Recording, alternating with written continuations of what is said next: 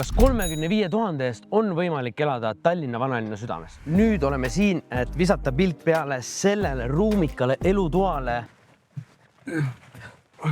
Reguleeritav küte ei ole tavaline asi. Kui mitte seda, siis mida veel? Seda ma küsin. Ühtasi, et õhtul magamistoast Netflixida ja chillida on meil vähemalt 2-tolline telekas. Lisaks sinu isiklik katuseterass või rõdu. Jalanõud ja üleriided saab jätta garderoobi ja me liigume edasi avatud magamistuppa.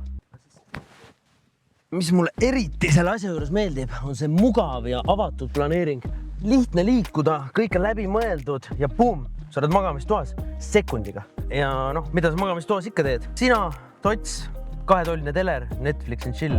Liigume edasi. Sinu ainukasutuses on ka avatud planeeringuga panipaik pluss WC. Oih.